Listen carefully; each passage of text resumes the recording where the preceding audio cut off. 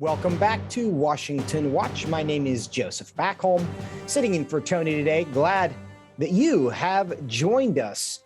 1 year ago today, President Biden issued an executive order rescinding the Protect Life in Global Health Assistance Policy, also known as the Mexico City Policy.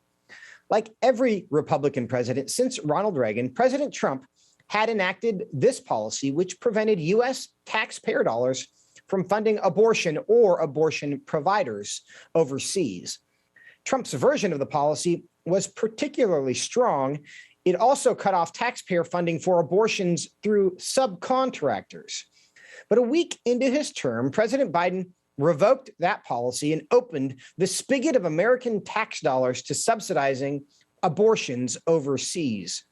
Here to discuss the legacy of Biden's action is Connor Semelsberger, Director of Federal Affairs for Life and Human Dignity at Family Research Council. Connor, good to see you. Great to see you as well, Joseph. Well, it's a sad anniversary, but one that was not surprising. Why was the Mexico City policy good policy? Yeah, the Mexico City policy, as you alluded to, was started by Ronald Reagan back in the 80s to say, as much as we're funding different types of foreign aid programs, the one thing our country does not want to fund is subsidizing abortion industry abroad and their work in other countries abroad.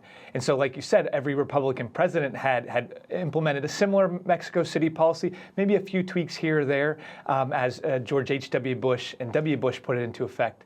But boy, when President Trump came in 2017, he didn't just renew the Mexico City policy, he upped the ante big time, rebranding it as the Protecting Life and Global Health Assistance Policy, and not just cutting off those funds, right, that go directly to International Planned Parenthood or Marie Stopes International, the two biggest abortion conglomerates around the globe, but they said, we're not going to let any of our federal foreign funds go to even these groups via subcontracts or other loopholes that they were exploiting. And tell us a bit more about that. Now that these funds have been made available, what are the kinds of groups overseas that are getting U.S. taxpayer dollars in order to do abortions?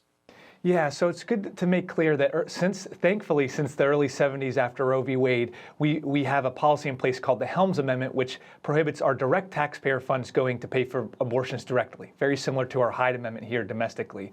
But over the years, since the 70s, we weren't funding abortions directly, but we were sending millions of dollars a year to these groups that were promoting abortion and even pushing other countries to change their pro-life laws.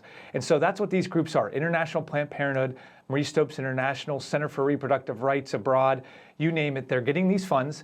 And while they can't be used for abortions, it's allowing them to free up other funds to expand their clinics in sub-Saharan Africa, continuing to exploit those that have continued to been exploited through colonization, et cetera. This is the new colonization to say, if you want our foreign aid, you want to interact with the U.S. policy, you have to push abortions in your country, and our taxpayer dollars were helping to fund that. And we're not supposed to impose our Western values on the rest of the world unless they're progressive Western values in which it's okay to impose our Western values on the rest of the world. Now, Connor, there's been a lot of discussion domestically about how successfully we prohibit taxpayer dollars from being used for abortions in cases when we're supposed to. Is there accountability to these overseas funds to make sure that they're not actually paying for abortions? See, that's the thing. At first, there really wasn't. When those Mexico City policies were in place in the previous Republican administrations, they had a good sense that they weren't going big chunks of money through these grants going to International Planned Parenthood. But what the Trump administration did so well was, okay, they re-upped this and they expanded the amount of funds that this policy applied to. But then as they went, they realized that actually there wasn't as much accountability as first thought. And so I can't think of an administration that really adapted to the policy to say, okay, here's the holes, here's where they're actually using the funds to, who knows what they're using them for, abortions, et cetera, getting them from other means. And little by little, they were cutting them off, finding where those holes were and plugging them so that we were pretty certain that by the end of the Trump administration, they had done everything they could up to that point to stop these funds from subsidizing abortion. And you believe that those are still in place? No, so that's the thing. Now these are not in place because with the Mexico City policy protecting life and global health assistance, it's really a directive of the presidency. Congress has relegated that duty to the executive branch, and so these policies flip every time the administrations change from Republican to Democrat. And as we noted, that was one of Biden's first action was to free up these funds once again. And why it was so much more dramatic this time around is because the policy was so sound. We were getting data and reports back from the State Department showing just how they were directly cutting off contracts right from these abortion providers. And the moment Biden switched that policy off, we knew that these funds were going right back to them, and even more so than they were prior to the Trump administration. Connor, is there anything that Congress can do on this issue, or are we just left waiting for the next presidential election?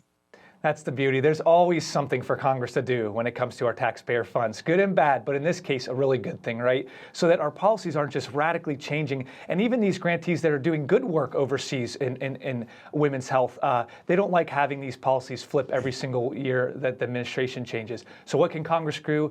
Actually, there's two bills led by Virginia Fox in the House and Senator Mike Lee in the Senate that actually would codify these policies so it doesn't change from administration to administration. And that's what we'd call on Congress to do now. In about 15 seconds, what could our listeners do to support those efforts? Yeah, let your congressmen and women know that you support the Mexico City policy, Trump's efforts, and to push these bills into the law. Connor Semelsberger, as always, thanks for your vigilance on the life issues and for your time today. Yep, my pleasure, Joseph.